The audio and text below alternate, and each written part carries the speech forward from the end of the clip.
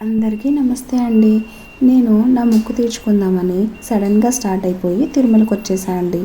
Last minute planning వల్ల నేను సోలోగా వచ్చేసా అండి. మా వారు మా బుడ్డోడు రాలేదు. సో ఈ వీడియోలో కొంచెం ఆడియోకి వీడియోకి సింక్ ఉండదు, ఏమనుకోకుండా కొంచెం అడ్జస్ట్ అయిపోండి. బట్ మీకు డీటెయిల్ ఇన్ఫర్మేషన్ ఇస్తాను. ఫస్ట్ టోకెన్స్ విషయానికి వస్తే మీరు 300 టోకెన్స్ అయినా తీసుకోవచ్చు, లేదా సర్వదర్శనం టోకెన్స్ అయినా తీసుకోవచ్చు. అయితే సర్వదర్శనం టోకెన్స్ ఎర్లీ మార్నింగ్ 2 నుండి ఇస్తారండి తిరుపతిలో.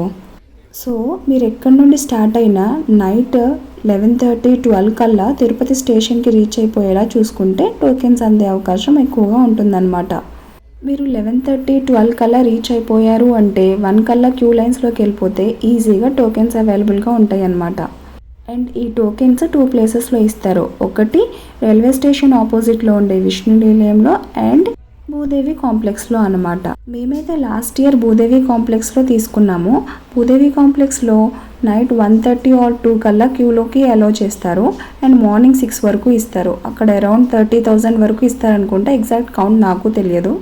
అండ్ ఈ ఇయర్ అయితే నేను విష్ణు నిలయంలో తీసుకున్నాను. ఇక్కడ అరౌండ్ 7,000 ఇస్తారంట. అండ్ 2 o'clock టోకెన్స్ ఇవ్వడం స్టార్ట్ చేస్తారు. 4 వరకు ఇస్తారు ఇక్కడ. నేనైతే సికింద్రాబాద్లో శబరి ఎక్స్ప్రెస్ 12:20కి ఎక్కానండి ఆఫ్టర్నూన్.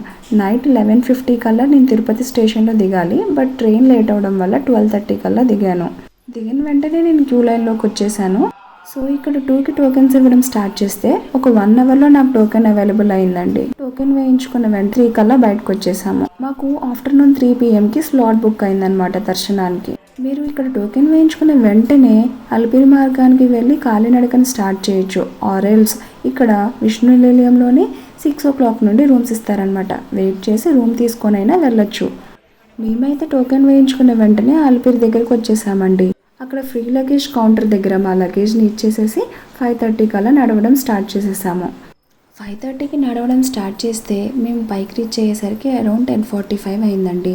మీకు ఇంకా త్వరగా అయినా అయిపోవచ్చు, లేట్ అయినా అవ్వచ్చు, based on your walking strength అనమాట. పైకి వెళ్ళిపోయాక మేము లాకర్స్ తీసుకొని లాకర్స్లో లగేజ్ పెట్టేసేసి ఫ్రెష్ అయిపోయి దర్శనానికి వెళ్ళిపోయామండి.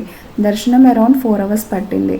ఆ తర్వాత లడ్డూస్ కలెక్ట్ చేసుకోవడానికి ఒక 1.5 hour పట్టింది. టోటల్గా 7 అయిపోయిందండి. మేము దర్శనం క్యూ లైన్లోకి అరౌండ్ 1:30కి వెళ్ళిపోయామండి.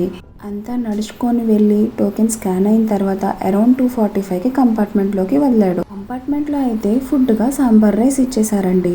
అరౌండ్ 1.5 hour ఇచ్చిన తర్వాత 4:15కి కంపార్ట్మెంట్లో నుండి బయటకు వదిలేరండి.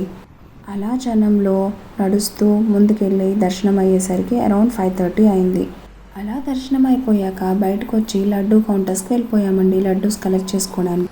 మేము తీసుకున్న సర్వదర్శనం టోకెన్కి అయితే ఒక ఫ్రీ లడ్డు వచ్చిందండి. సో లడ్డూస్ కలెక్ట్ చేసుకునేసరికి ఒక 1/2 hour 1 hour పట్టిందండి. సో లడ్డూస్ కలెక్ట్ చేసేసుకొని మళ్ళీ మేము తీసుకున్న లోకల్స్ దగ్గరకు వచ్చేసరికి అరౌండ్ 7 అయిపోయింది. 7కి మళ్ళీ మేము లగేజ్ తీసుకొని బస్ స్టేషన్కి వచ్చేసేసి కిందకి బస్ ఎక్కేసాము. అరౌండ్ 8:30కి మేము కిందకి రీచ్ అయిపోయాం. కిందకి రీచ్ అయిపోయాక మళ్ళీ విష్ణు నిలయంకి వచ్చేసేసి రూమ్ తీసుకున్నాము. 8:30కి కిందకు వస్తే అరౌండ్ 10కి మాకు రూమ్ దొరికింది. సో నైట్ రూమ్లోనే ఉండి ఎర్లీ మార్నింగ్ మళ్ళీ 5:30కి నాకు ట్రైన్. 5:30కి ట్రైన్ ఎక్కేసి మళ్ళీ హైదరాబాద్ వచ్చేసా అండి. ఇదండి నా తిరుమల ట్రిప్ డీటెయిల్స్.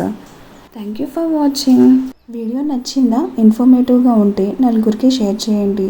లైక్ చేసి సబ్స్క్రైబ్ చేసుకోండి.